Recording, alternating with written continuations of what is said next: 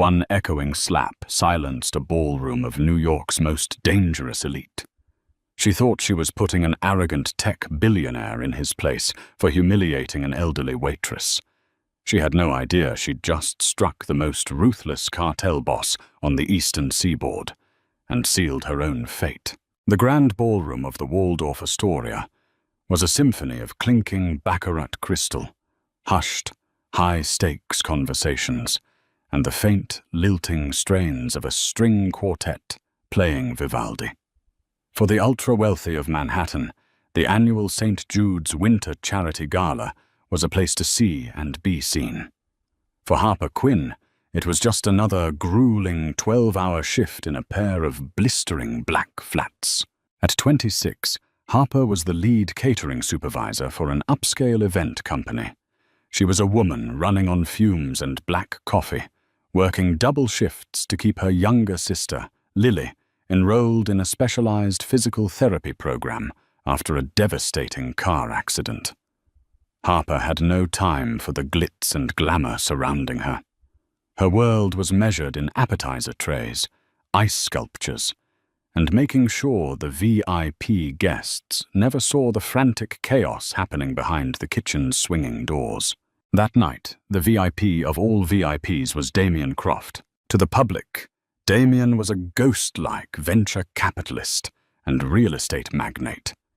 He owned half the commercial waterfront in Brooklyn and held a controlling stake in several international shipping lines. He was striking in a cold, predatory way, tall, with razor-sharp cheekbones, midnight dark hair, and eyes the color of a winter ocean. He stood near the ice sculpture, wearing a bespoke charcoal Tom Ford suit that probably cost more than Harper's yearly rent.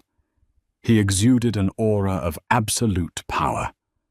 When he spoke, the men around him leaned in, desperate for his approval.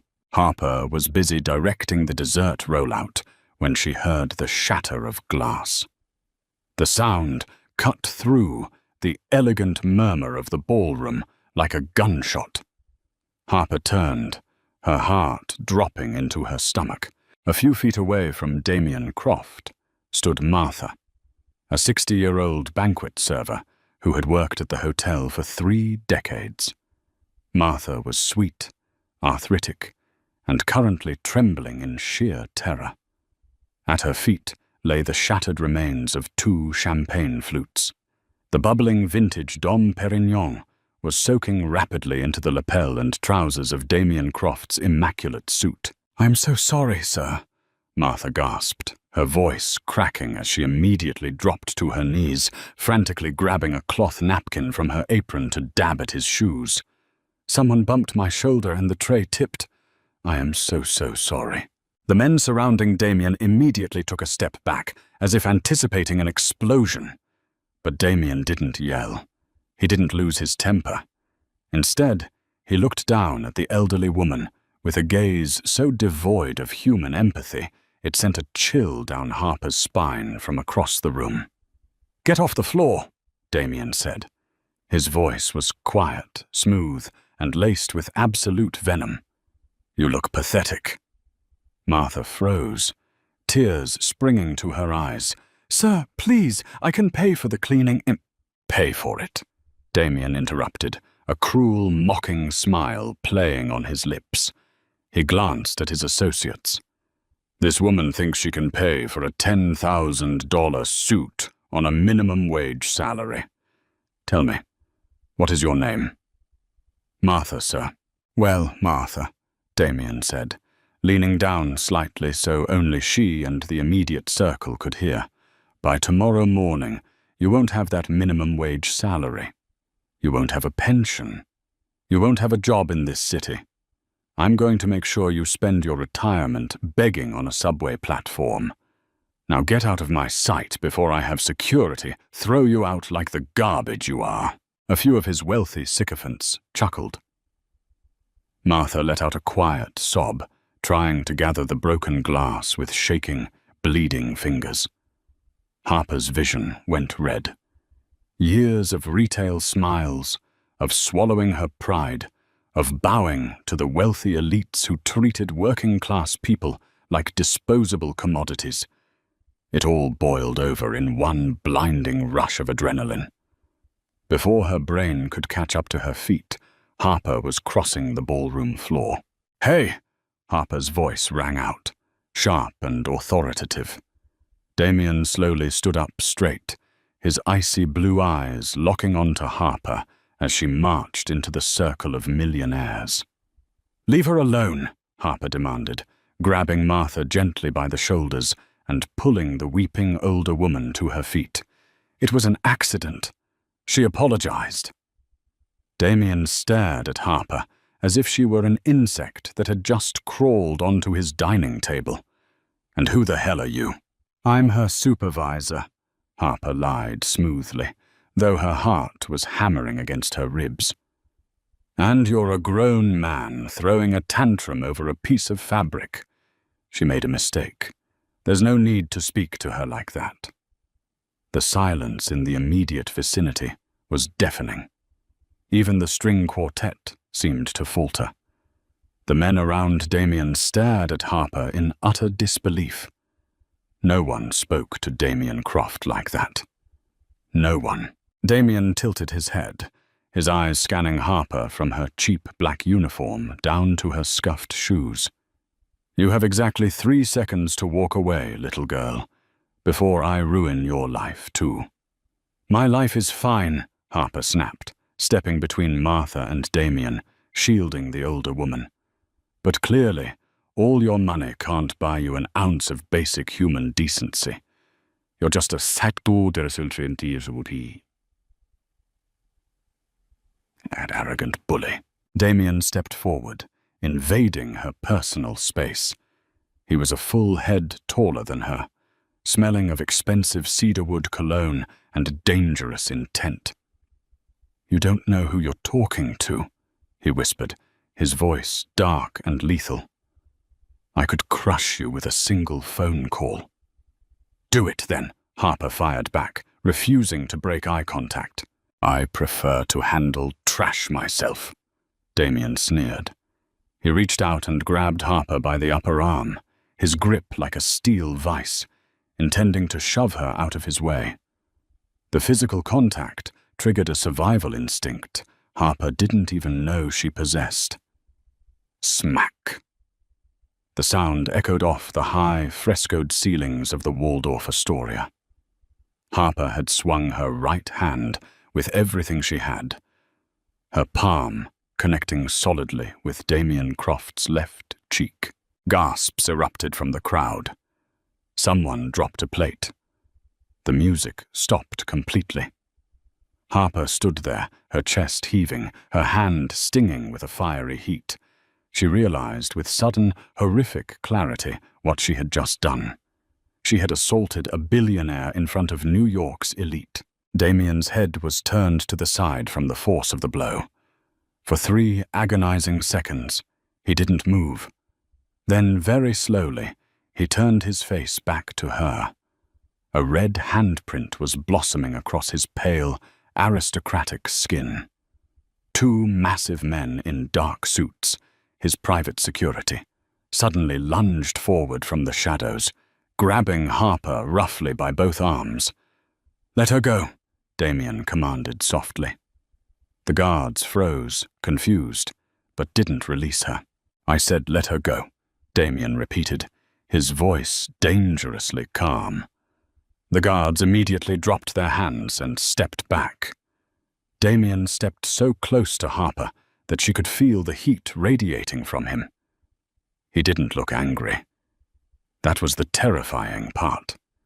His eyes were wide, alert, and burning with a dark, fascinated intensity. He reached up and slowly traced his own jawline where she had struck him. "What is your name?" he asked softly. Harper swallowed hard, her bravado completely evaporating, replaced by a cold, primal fear. "Harper. Harper Quinn." A slow, terrifying smile curved the corners of his mouth. It was a predator's smile. "Harper Quinn, enjoy the rest of your evening." Without another word, Damien Croft turned and walked out of the ballroom, his entourage scrambling to follow him. Harper stood trembling in the center of the room. 10 minutes later, her manager dragged her into the kitchen, screaming at the top of his lungs, and fired her on the spot. But as Harper walked out into the freezing New York night, jobless and terrified, she told herself she had done the right thing. She thought the worst that could happen was being unemployed. She was entirely wrong. By Friday, Harper's life had systematically unraveled. It started with small things. Her final paycheck from the catering company was frozen due to a clerical error. When she applied for 3 different restaurant jobs she was vastly overqualified for, the managers took one look at her name on the application, turned pale, and told her the positions were suddenly filled. Then came the eviction notice. Her landlord, a usually lenient man in his 60s, showed up at her Queens apartment with a terrifyingly blank expression, stating her building had just been bought out by a new holding company, and all month-to-month leases were terminated immediately. Finally, the crushing blow. The physical therapy clinic called. Her sister Lily's account had been flagged. Their credit line was abruptly pulled by the bank, and without immediate out-of-pocket payment, Lily's sessions were cancelled. Sitting at her tiny kitchen table, clutching a final notice from the utility company, Harper finally understood. This wasn't bad luck. This was an assassination of her livelihood. Damien Croft was making good on his threat. He wasn't just crushing her, he was erasing her. A heavy knock at the door startled her. Harper cautiously opened it to find a massive man in a perfectly tailored suit filling the hallway. It was one of the security guards from the gala. "Miss Quinn," the man said, his voice a deep rumble. "My name is Leo. Mr. Croft would like a word." "Tell Mr. Croft he's already done enough," Harper spat, trying to slam the door. Leo simply put a massive, unmovable hand flat against the wood. "It wasn't a request, Miss Quinn, and considering your sister's medical debts were just purchased by a private equity firm managed by my employer, I suggest you come with me." Harper's blood ran cold. He had Lily's debt. With no other choice, she grabbed her coat and followed Leo down to the street, where a sleek black Mercedes Maybach was idling at the curb. The drive into Manhattan was silent and suffocating. They didn't pull up to a corporate skyscraper. Instead, they drove to a heavily guarded private estate hidden behind iron gates in the exclusive enclave of Sutton Place, overlooking the East River. Leo escorted her through a cavernous, dimly lit mansion filled with expensive art and silent, watchful men. They arrived at a set of heavy mahogany double doors. Leo opened them, gesturing for her to step inside. The room was a sprawling library. A fire crackled in a massive marble hearth. Standing by the window, staring out at the rain-slicked river, was Damien Croft. "You're very hard to employ, Miss Quinn," Damien said without turning around. "You're a monster," Harper said, her voice shaking with rage. "You buy my building, you blacklist me from every kitchen in the city, and you buy my sister's medical debt, all because of a slap." Damien finally turned. He walked over to a crystal decanter on his mahogany desk and poured 2 glasses of amber liquid. "Sit down, Harper." "I prefer to stand," he shrugged, picking up his glass. "Suit yourself. But you are operating under a fundamental misunderstanding of who I am. You think I am a fragile billionaire throwing a tantrum. You think I am a venture capitalist." He took a slow sip. "I own the docks in New Jersey. I own the unions in Brooklyn. And I control the flow of 70% of the illicit narcotics moving through the eastern seaboard. The name on the SEC filings is Croft. The name on the streets is Romano." Harper stopped breathing.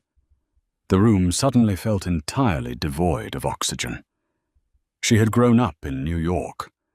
Everyone knew the whispers of the Romano crime syndicate, the ruthless Italian-American mafia family that had violently modernized their operations, replacing street thugs with corporate lawyers and offshore accounts. The boss of the family had been anonymous for years, a ghost the FBI couldn't pin down. Damien Croft wasn't a tech billionaire. He was a mafia don, and she had slapped him across the face in front of 50 people. "Why am I still alive?" she whispered, genuine terror finally gripping her heart. "A valid question," Damien mused, leaning against his desk, crossing his ankles. "My underbosses argued heavily for your immediate removal. Slapping the head of the Romano family in public is a death sentence. It shows weakness on my part if I let you live." "But," he smiled, and it was a terrifying, brilliant thing, "I have a different use for you." Harper backed up a step. "I won't do anything illegal." Damien laughed, a dry, harsh sound. "I don't need you to run guns, Harper. I need a wife." She stared at him, sure she had misheard. "Excuse me, I am currently in the middle of a very delicate, very bloody territory negotiation with the Chicago syndicate," Damien explained, his tone suddenly purely business. "The old world bosses do not respect a man without a family. They think I am too young, too untethered and immature, and too unpredictable. They want to arrange a marriage between me and the daughter of a prominent Sicilian boss to control me. If I refuse the marriage, it's war. A war that will cost me millions and likely put a target on my back. So just say no," Harper argued. "I can't just say no," Damien said, his eyes narrowing. "Unless I am already engaged, and not just to anyone. It has to be someone entirely outside the life. Someone fiercely independent. Someone who would zap a billionaire in public without a second thought to defend a stranger." He walked slowly toward her, his towering frame casting a shadow over her. "Word of what you did at the gala has already spread through my organization. You have fire. You have grit. The narrative writes itself. The ruthless boss tamed by the fiery working-class girl who stood up to him. It is the perfect alibi." "You want me to pretend to be your fiancé to fool the mafia?" Harper asked, her voice incredulous. "You're insane." "I am a pragmatist," Damien corrected softly, stopping just inches from her. "Here is the deal, Harper Quinn. You will move into this house. You will wear my ring. You will attend every dinner, every gala, and every sit-down with me for the next 6 months. You will act deeply in love with me. And you will convince the Chicago syndicate that you are the only woman in the world I listen to. And if I say no?" Damien reached out, his long fingers gently tucking a stray strand of hair behind her ear. His touch was burning hot against her cold skin. "If you say no, I collect on your sister's medical debt. $240,000, due immediately. When you can't pay it, she is removed from the facility. You will be evicted tomorrow. You will never work in this state again. You will watch everything you love crumble." Tears of helpless rage burned in Harper's eyes. "You are evil." "I am necessary," Damien whispered, his thumb lightly brushing the cheekbone of the woman who had struck him just days prior. "But if you say yes, Lily's debts are erased tonight. I will fully fund her recovery at the best private facility in Switzerland. You will have your own wing of this house. And at the end of 6 months, you walk away with $2 million, tax-free, and your life back." Harper looked into those cold, winter-ocean eyes. She thought of Lily, struggling to walk, fighting through the pain every single day. She thought of the eviction notice in her pocket. Damien Croft had built a cage around her so quickly and flawlessly that she hadn't even realized she was trapped until the door locked. 6 months, Harper whispered, her voice trembling.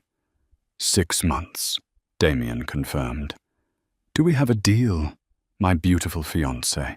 Harper closed her eyes, a single tear slipping down her cheek. Yes.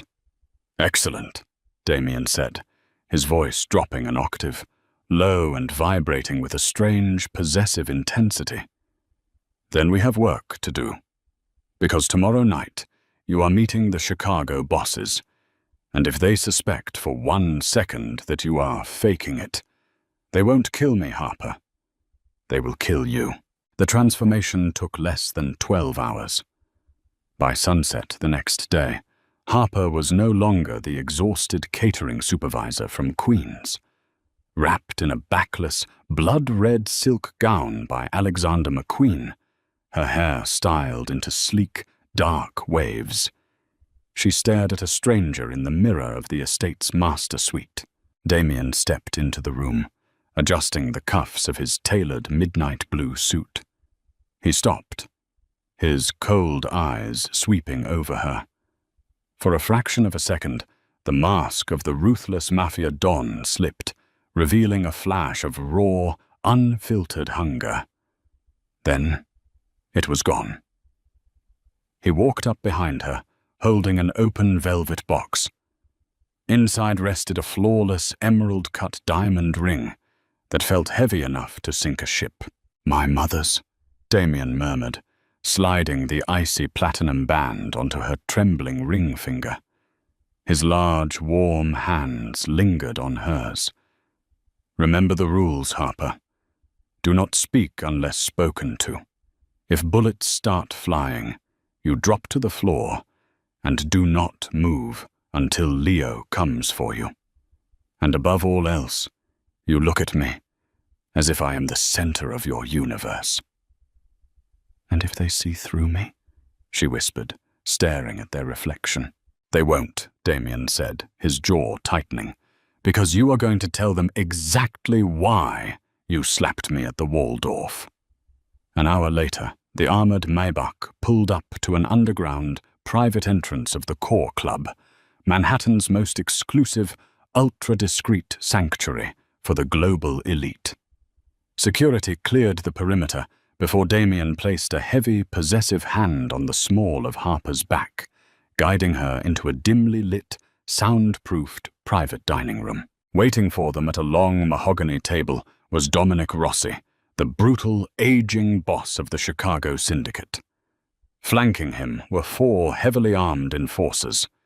Sitting to Rossi's right was Lorenzo, Damien's own ambitious, slick-haired underboss, who Harper immediately sensed held nothing but thinly veiled contempt for Damien. "Damien," Rossi rumbled, his voice like grinding stones. He didn't stand. His dark eyes instantly zeroed in on Harper. "And this must be the famous Wildcat. I'll admit, when Lorenzo told me you were tying yourself down to a working-class waitress, I thought you'd finally lost your mind. Harper is my fiancé, Dominic," Damien said smoothly, pulling out a chair for her before taking his own seat. He kept one hand resting intimately on her bare knee beneath the table. "And she is much more than a waitress." Rossi leaned forward, swirling his bourbon. "Is she? Word on the street is she slapped you across the face in front of half of Wall Street. A real boss wouldn't let a woman disrespect him in public. It makes you look weak, Romano. It makes me question your grip on your own territory." The room went dead silent. Lorenzo smirked into his glass. The tension was suffocating. Damien's hand tightened on Harper's knee, a silent warning. But Harper remembered the terrified look on Martha the waitress's face, and she remembered that she was fighting for her sister's life. Harper didn't cower. She picked up her wine glass, took a slow, deliberate sip, and locked eyes with the Chicago boss. "He wasn't disrespected, Mr. Rossi," Harper said, her voice dripping with the icy confidence of a woman born to money, channeling every terrible, entitled socialite she had ever served. He was punished. Rossi blinked, caught completely off guard. Punished? Damien has a terrible habit of bringing his work home. Harper lied smoothly, leaning into Damien's shoulder, tracing the lapel of his suit with a perfectly manicured nail. He missed our anniversary dinner because he was too busy dealing with shipping logistics. When I saw him at the gala, parading around like he hadn't left me waiting for 3 hours, I lost my temper. The waitress dropping the glass was just an excuse. I hit him because he belonged to me that night, and he forgot it. She turned her face up to Damien, her eyes blazing with a faux, passionate fury. "Isn't that right, darling?" Damien stared down at her, genuine shock flickering in his eyes before he let out a low, dark chuckle. He reached up, his fingers gripping her chin, not hard enough to hurt, but firm enough to show ownership. "I have a demanding woman, Dominic," Damien said, his voice dropping to a gravelly purr as he held Harper's gaze. "She keeps me sharp, and trust me, I prefer a queen who fights back over a submissive little girl from Sicily." Rossi burst into a booming, roaring laugh, slamming his hand on the table. The tension in the room snapped. "I like her. By God, Romano, she's got iron in her veins." "Fine. You have your family. We hold the borders where they are. The territory is yours." Under the table, Damien's thumb stroked the sensitive skin of her thigh. It wasn't a warning anymore. It was a caress. Harper's heart hammered a frantic rhythm against her ribs.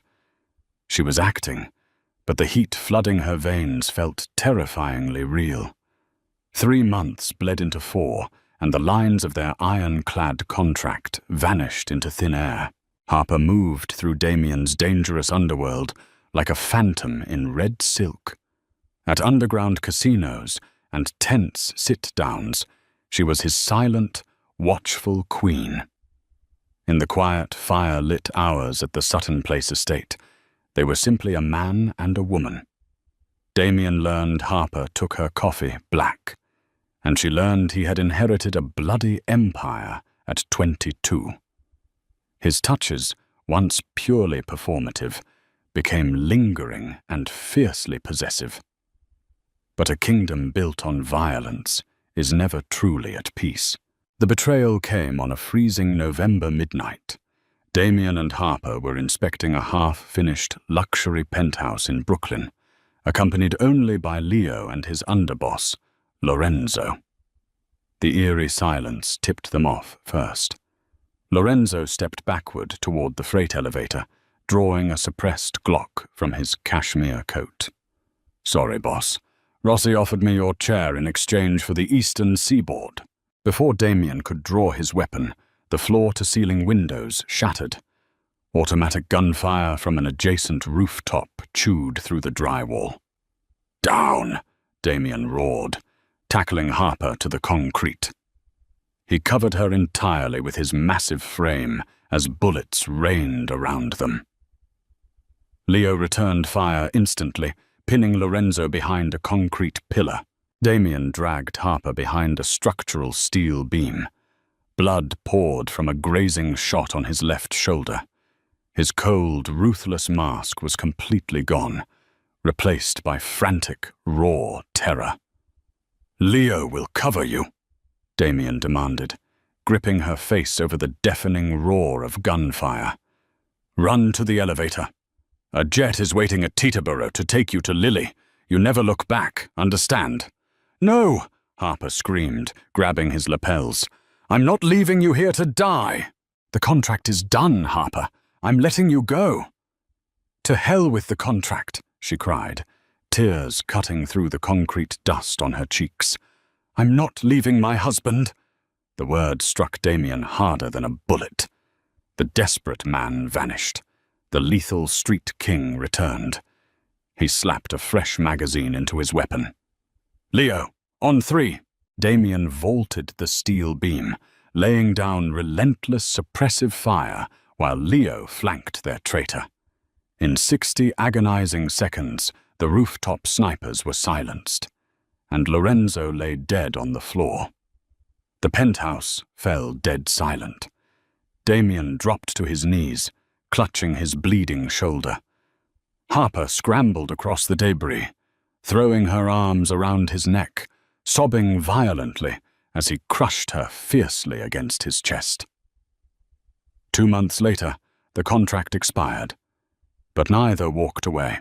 On a sun-drenched terrace on the Amalfi coast, Harper stood in a white silk dress, watching her sister Lily walk completely unassisted.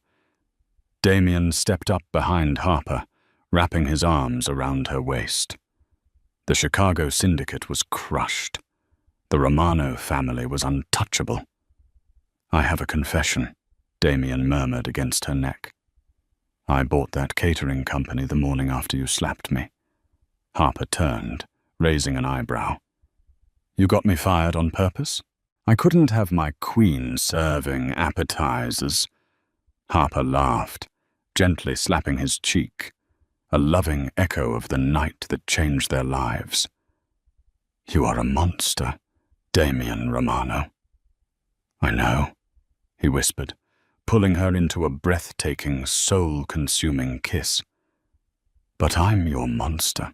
Did you love this thrilling journey of danger, fake engagements, and an unexpected romance that broke all the rules? If Harper's bravery and Damien's fiercely protective love kept you on the edge of your seat, give this video a huge thumbs up. Don't forget to hit that share button to send this story to your fellow romance lovers, and subscribe to our channel for more heart-pounding, dramatic mafia love stories every single week.